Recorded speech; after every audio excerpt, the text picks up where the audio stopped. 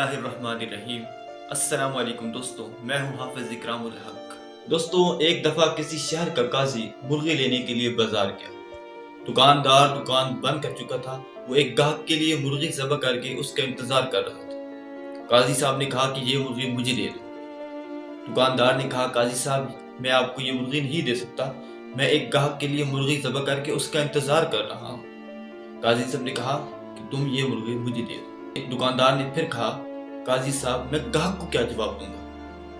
تو قاضی صاحب نے کہا، تم گاہک سے کہنا مرغی اڑ گئی تھی، اور اگر معاملہ مزید بڑھا تو آخر میں میرے پاس ہی تو آئے گا۔ دکاندار نے وہ مرغی قاضی کو دے دی۔ تھوڑی دیر بعد گاہک دکان پہ آ پہنچا اور اس سے دکاندار سے اپنی مرغی طلب کرنے لگا۔ دکاندار نے کہا کہ تمہاری مرغی تو اڑ گئی۔ اس نے کہا، ایسا کیسے؟ میری مرغی کیسے اڑ سکتی ہے؟ وہ دکاندار کی بات نہ مانا اور دکاندار کو لے کر قاضی کے پاس لے جانے کا فیصلہ کیا۔ وہ دکاندار کو لے کر قاضی کے پاس جا ہی رہا تھا کہ راستے میں دو آدمی آپس میں لڑ رہے تھے۔ دکاندار نے جب ان دو آدمیوں کو آپس میں لڑتے دیکھا تو ان کے درمیان بیچ بچاؤ کرانے کے لیے ان کے درمیان چلا گیا۔ اس بیچ بچاؤ کرانے کے دوران اس کی انگلی ان میں سے ایک شخص کی آنکھ پہ لگی اور اس کی آنکھ ڈیمیج ہو گئی۔ جس شخص کی آنکھ ڈیمیج ہوئی وہ ایک یہودی تھا۔ جب اس کی آنکھ ڈیمیج ہوئی تو اس نے بھی دکاندار کو پکڑ لیا۔ جب اسے پتہ چلا کہ دکاندار کو تو قاضی کے پاس لے کے جایا جا رہا ہے تو وہ بھی ان کے ہمراہ ہو چلا۔ اب دکاندار کو قاضی کے پاس لے کے جایا جا رہا تھا۔ اب سارے راستے میں دکاندار یہ سوچ کے پریشان تھا کہ اب میرے ساتھ کیا ہوگا۔ وہ اس قدر پریشان ہوا کہ وہ وہاں سے بھاگ نکلا اور بھاگ کر ایک مسجد کے مینار پر چڑھا اور وہاں سے کود پڑا۔ وہاں نیچے ایک بوڑھا شخص ٹہل رہا تھا۔ وہ دکاندار اس بوڑھے شخص کے اوپر گرا اور وہ بوڑھا شخص بھی ڈھیر ہو گیا، یعنی مر گیا۔ اس بوڑھے شخص کے بیٹے نے دکاندار کو دبوچ لیا۔ اب جب اس بوڑھے شخص کے بیٹے کو پتہ چلا اس دکاندار کو تو پہلے ہی قاضی کے پاس لے کے جایا جا رہا ہے تو وہ بھی ان کے ہمراہ ہو چل پڑا۔ اب وہ قاضی کی عدالت میں پہنچ گئے۔ اب قاضی کے سامنے مقدمے پیش کیے گئے۔ سب سے پہلے اس گاہک نے قاضی کے سامنے اپنا مقدمہ پیش کیا۔ اس نے کہا، قاضی صاحب میں اس دکاندار کے پاس گیا تھا مرغی ذبح کروانے کے لیے۔ اب یہ دکاندار کہہ رہا ہے کہ تمہاری مرغی تو اڑ گئی۔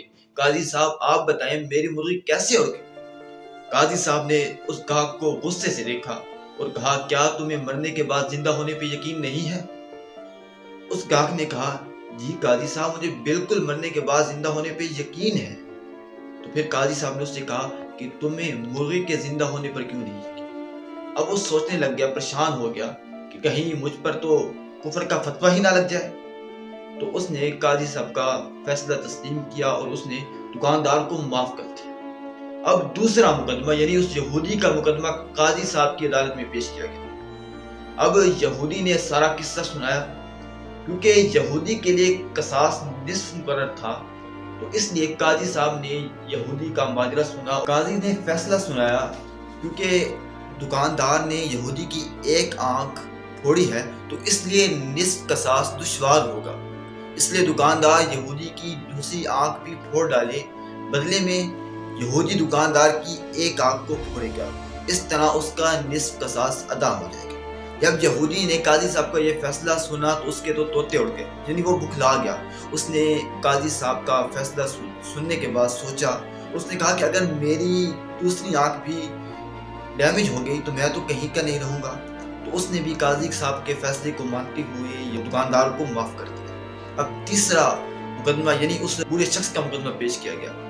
اس بوڑھے شخص کے بیٹے نے قاضی صاحب کو سارا ماجرا سنا۔ سارا ماجرا کے سننے کے بعد قاضی صاحب نے فیصلہ دیا کہ اس دکاندار کو اسی مینار کے نیچے کھڑا کر دیا جائے اور بوڑھے شخص کے بیٹے کو مینار کے اوپر چڑھا دیا جائے۔ وہ بوڑھے شخص کے بیٹا کے اوپر کودے اور اس کی جان لے لی۔ جب بوڑھے شخص کے بیٹے نے قاضی صاحب کا فیصلہ سنا تو اس نے کہا کہ قاضی صاحب اگر دکاندار ذرا ادھر سے ادھر ہوا تو میں تو کام سے گیا۔ تو قاضی صاحب نے جواب دیا کہ تمہارا باپ بھی تو ادھر یا ادھر ہو سکتا تھا۔ دوستوں، آپ کو یہ قصہ سنانے کا مقصد تھا کہ اس کو کہتے ہیں انصاف۔ بدقسمتی سے آج کل ہماری عدالتوں میں بھی قاضی کچھ اسی قسم کا انصاف کر رہے ہیں۔ باقی آپ سمجھدار ہیں۔ اگر میری ویڈیو آپ کو اچھی لگی ہو تو ضرور شیئر کیجیے گا۔ السلام علیکم۔